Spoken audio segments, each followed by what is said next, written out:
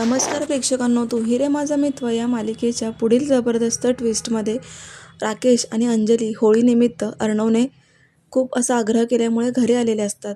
मग आता जावईबापू एवढ्या दिवसांनी आले म्हणून त्यांना मानासाठी चांदीचा गणपती आणि कपडे देण्याचं आजींचं ठरतं.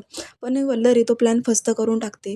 ती आता चांदीचा गणपती आणि ते कपडे बदलून टाकते. त्या बॉक्समध्ये काळ्या रंगाची पावडर भरून ठेवते. ती म्हणते की जावईबापूंना खूप माज आहे ना, त्यांचा माजच उतरवते. इकडे आता हा राकेश अर्णव आणि ईश्वरीला ब्लॅकमेल करत आहे. तो म्हणतो की तुझ्या बहिणीला तुझ्या आग्रहामुळे घरी घेऊन आलो, पण त्यात आपलं डील आहे ना 7 लाखाचं, ते माझे पैसे दे. तो म्हणतो की तू तुझ्या बहिणीला इथे मुक्कामाला ठेवतोयस का?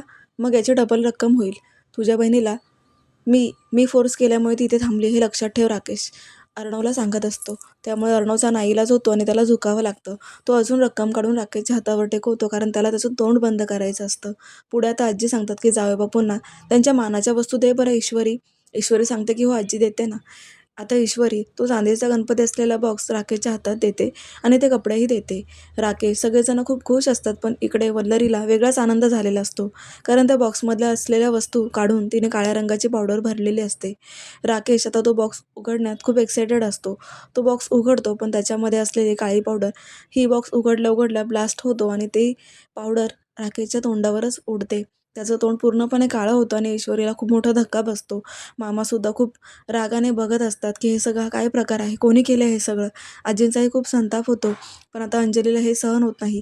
ती म्हणते की माझ्या नवऱ्याचा असा अपमान, म्हणून आम्हाला इथे बोलवून घेतलं होतं की काय तुम्ही? चला उठाव, एक क्षणभर आपण इथे थांबायचं नाही.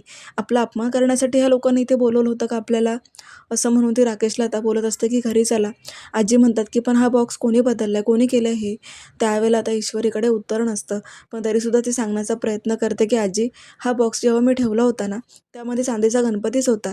पण आता ईश्वरी ही म्हणत असते की प्लीज, हे कोणी बॉक्स बदलले मला नाही माहिती आजी, पण माझ्यावर विश्वास ठेवा की मी गणपतीच ठेवला होता. पण राकेश म्हणतो की जावईबापूंचा अपमान करण्यासाठी इथे बोलवलं होतं का तुम्ही? तोही खूप रागाने बोलत असतो. त्यात आता वल्लरी येते आणि म्हणते की मग तू गणपती ठेवलेला बॉक्स होता, तर तो तुझ्या रूममध्ये कसा निघाला? आजी म्हणतात की हा बॉक्स कोणी बदलला आहे? ईश्वरी, हा बॉक्स तुझ्या रूममध्ये कसा सापडला? ईश्वरी म्हणते की आजी मला नाही माहिती. मग आता अंजली म्हणते की ईश्वरी, तूच ह्या गोष्टीला जबाबदार आहे. म्हणजे आम्ही घर सोडलं म्हणून आमचा बदला घ्यायला इथे बोलवलं होतं का? आमचा अपमान करण्यासाठी बोलवलं होतं का? असं म्हणून ईश्वरीला आता खूप एकटं वाटतं, कारण अर्णव ऑफिसमध्ये असतो, त्याला ही भानगड काही माहितीच नसते.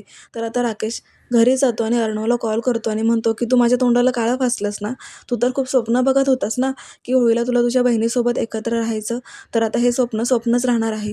तुझ्या बहिणीला मी होळीसाठी बोलवणारच नाही, तुझ्या घरी परत पाय ठेवणार नाही. मग आता अर्णव पण म्हणतो की मी माझ्या बहिणीसोबतच होळी साजरी करतो की नाही बघच तू.